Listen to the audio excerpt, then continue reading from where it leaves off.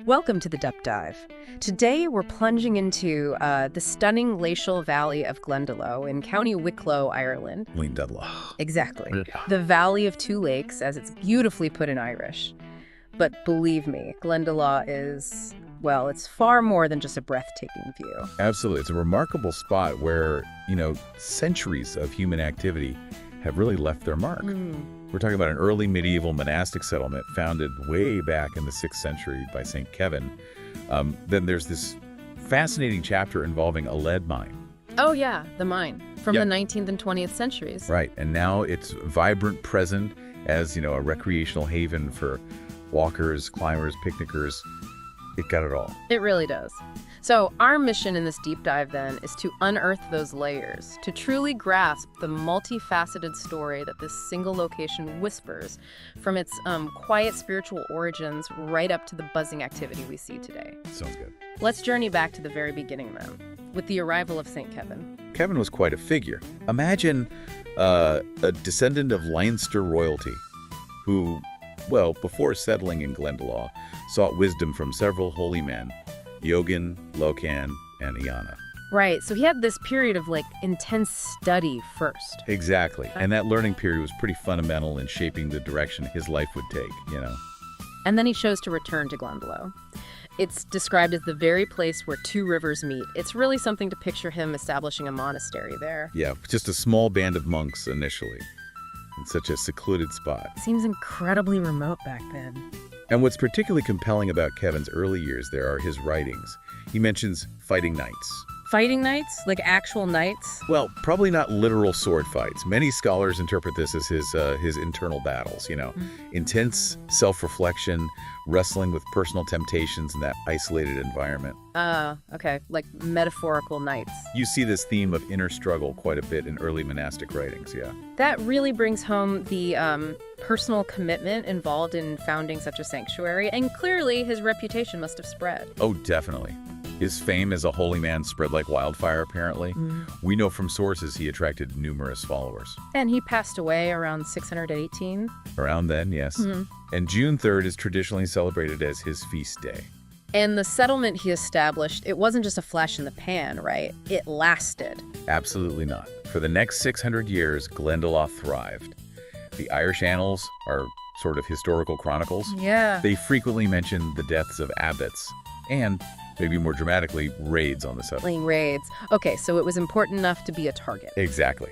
Which tells us it was an important place and, unfortunately, yes, a target for attack. No, let's jump forward a few centuries because there's this rather unexpected connection to the Vikings. Ah, yes, the longship. Right. Around 1042, oak timber sourced from Glendalough was used to construct the second longest Viking longship ever recorded. That's huge, like 30 meters long. It's a real curveball, isn't it? Yeah. You wouldn't necessarily expect this seemingly remote monastic valley to be providing materials for Viking seafaring. Not at all. What does that tell us? Trade? Raids? Could be either, or both. Perhaps it speaks to trade routes, or maybe, left peaceful interactions where resources were just taken. It certainly highlights that Glendalough wasn't entirely cut off from the wider world. And they actually built a replica of that ship in Denmark back in 2004. Really gives you a sense of its impressive size and this surprising link. Fascinating. Then, moving into the 12th century, Glendalough's importance within the church seems to really solidify. It does. At the Synod of Rathbrisale in 1111, it was designated one of only 2 dioceses in North Leinster. Wow, okay, that's a pretty big deal status-wise. Absolutely. It essentially elevated Glendalough to a major administrative and religious center within the region. And there was intellectual life too, the Book of Glendalough. That's right. Written around 1131. Imagine the scribes, diligently working on those pages in the scriptorium there. And of course, we can't forget St. Lawrence O'Toole. He was born around 1128. Correct. He became the abbot of Glendalough and was, by all accounts, widely known for his deep piety and incredible hospitality. Even after he became Archbishop of Dublin, which was a huge step up. Yes, even then, he continued to visit Glendalough. He'd seek retreat in the quiet solitude of St. Kevin's Bed, apparently. St. Kevin's Bed. We'll come back to that. But his connection stayed strong. It really did. His enduring connection, even after that significant appointment in Dublin, really underscores the spiritual gravity of the place for people like him. His death in Normandy in 1180 marks another significant moment. But it wasn't all smooth sailing during this period of importance, was it? The annals mention trouble. No, definitely not. The Annals of Tigerneck tell us that Glendalough was plundered by the foreigners in 1176. Foreigners. Normans, presumably. Likely, yeah. It just goes to show that even the most sacred sites weren't immune to the conflicts of the time. It reminds us of the turbulent environment these communities existed in. And then a big change in 1214. Yes, a major administrative shift. Yeah. The Diocese of Glendalough was united with Dublin. Which ultimately led to its decline. Pretty much, yes. A gradual decline in Glendalough's cultural and religious prominence followed that union. It's a powerful reminder, isn't it? How even places with deep roots can see their influence shift due to, well, politics and admin changes. And then, in 1398, something really bad happened. Yes, a devastating event. The settlement was destroyed by English forces. So, left in ruins? Largely, yes. But it's important to remember that Glendalough didn't vanish completely. It continued to serve as a local church and remained a destination for pilgrims. Right, it still held some significance. Definitely. We even see it appearing on a map in 1598 by Abraham Ortelius as Glendalough, so it's still known. And interestingly, our sources also mention, what was it? Riotous assemblies. Ah, yes. On St. Kevin's feast day in the 18th and 19th centuries. So even in ruins, it drew crowds, maybe not always for purely solemn reasons. You can almost picture the scene, can't you? It paints a picture of a site that maintained its significance for the local population, albeit evolving in its expression over the centuries. Okay, let's talk about what's actually left there today, the ruins. Well, when we look at the surviving remains, it's actually hard to fully grasp just how extensive the original monastic settlement was. More than just churches, right? Oh, much more. We know it included workshops for crafts, areas for manuscript production, the scriptoria we mentioned, guest houses for visitors, an infirmary to care for the sick. Farm buildings, too. Yes, various farm buildings to sustain the community, and dwellings for a substantial lay population in addition to the monks themselves. It was a whole self-contained community, really. Wow. And what we see now, these striking ruins, they mostly date from when? Largely from the 10th to the 12th centuries. So they give us a window into a later phase of the settlement's development. Okay, let's maybe walk through some of the key surviving structures, starting with the gateway. The gateway is truly remarkable. It's quite unique in Ireland, actually. This two-storied structure with its two solid granite arches, it's a testament to the craftsmanship. And it had a roof originally. The projecting wall ends, what are technically called antae. They strongly suggest it would have originally had a timber roof, yes. Inside, there was a stone with a cross carved into it. Marking the sanctuary boundary. Precisely. A designated place of refuge. You can still see preserved sections of the original paved pathway leading up to it, which is amazing. Though, sadly, only fragments of the original enclosure wall remain. Then there's the icon, the round tower. How tall is that? It soars to about 30 meters, so roughly 100 feet. It's constructed from local stones, mica slate, and granite, and the entrance is quite high up. Yeah, about 3.5 meters, right. Why so high? For defense, primarily. Makes it harder for attackers to get in. The conical roof we see today is actually a careful reconstruction from 1876. Using the original stones. Using the original stones that had fallen, yes. Originally, the interior was divided into 6 timber floors, likely connected by ladders.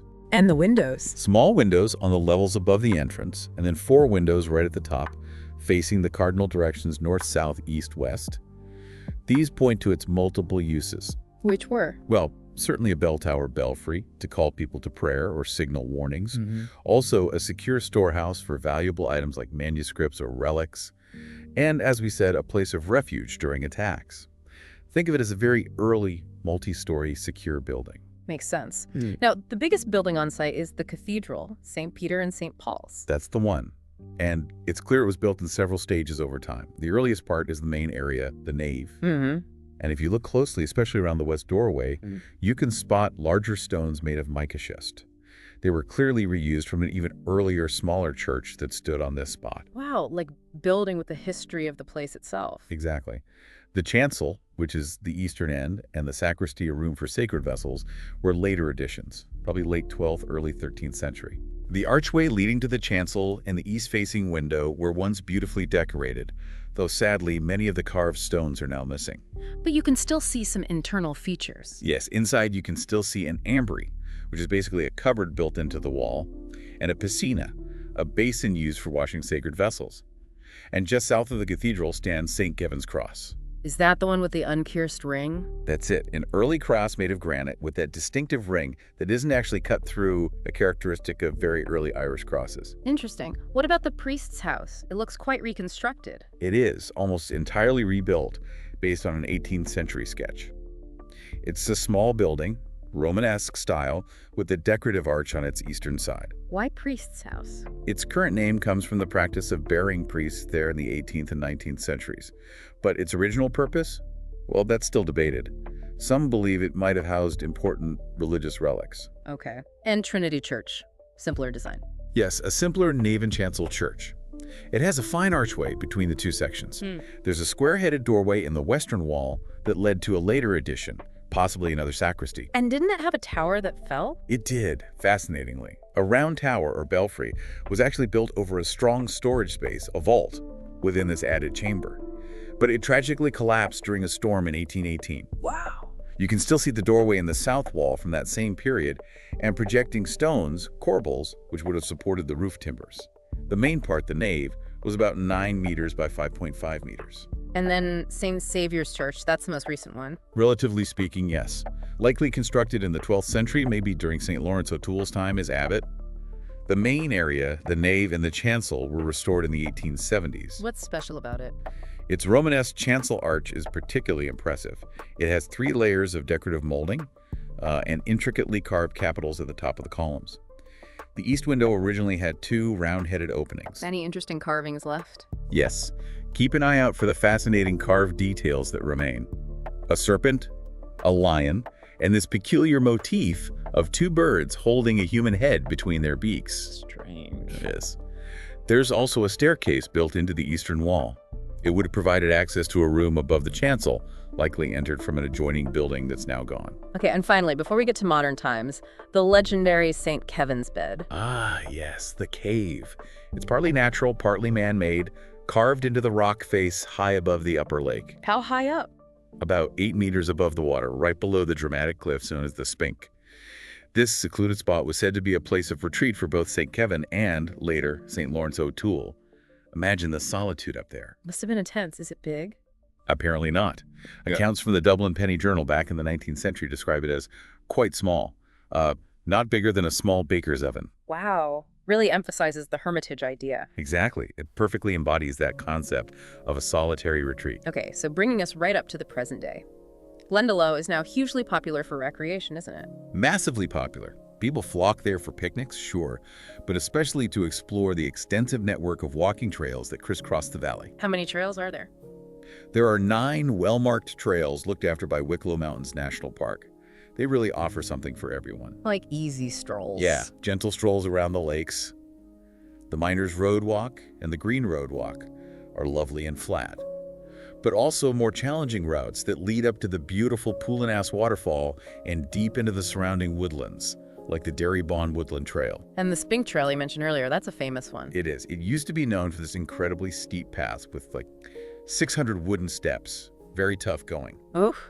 But in 2020, they replaced it with a more sustainable zigzag path. It still leads up to that absolutely breathtaking viewpoint overlooking the upper lake and the entire valley. The views are just, well, stunning. Worth the climb then. Definitely. The main Spink route, the White Route, is a fantastic 9-kilometer loop. It takes you along the cliff tops west of the upper lake into the remote Glendalough Valley. Where you might see deer. Yeah, keep an eye out for red deer there. Then it drops down through stone paths to the remains of the old miners' village, and finally loops back along the Miners Road on the northern shore of the upper lake, back to the car park. How long does that take? Usually between 2 and 3 hours. And the trails are generally fine for decent walking or even running shoes, nothing too technical. And Glendalough is also on some major walking routes. That's right. It's a key point along the Wicklow Way, Ireland's famous long-distance trail. And it marks the end point of St. Kevin's Way. The pilgrimage route. Exactly. A 30-kilometer medieval pilgrimage route that starts way over in Hollywood, County Wicklow. So even today, it retains that sense of journey and destination. And for the really adventurous, there's climbing. Oh yes. For the more adventurous among you, Glendalough offers some excellent rock climbing. It's mainly on the south-facing granite cliffs of Cammaderry Mountain, which tower above the old miners' village. People have been climbing there a while. Since 1948, apparently, so it's well established. There are around 144 documented climbing routes of varying difficulty. It's particularly known for its long, multi-section climbs, multi-pitch routes, they call them. How long are these climbs?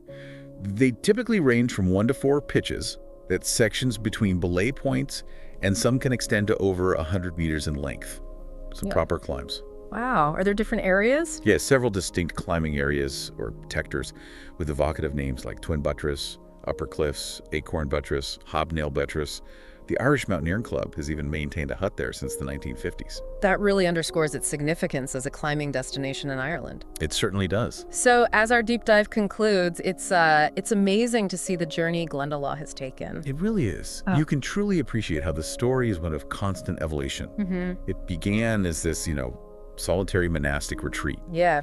blossomed into a significant center of learning and spiritual influence, caught the attention of Vikings, held an important place in medieval Ireland, experienced periods of decline, and has now been wonderfully reborn as a place of, well, immense natural beauty and a real hub for outdoor activities. It really makes you stop and think, doesn't it? How many other, I don't know, seemingly quiet corners of the world hold similarly rich and diverse histories? Yeah. Just waiting for us to dig a little deeper and uncover their own incredible untold stories. Maybe even, your own local area has layers of significance stretching back centuries that you've yet to discover. It's definitely food for thought. Where else might hold such secrets?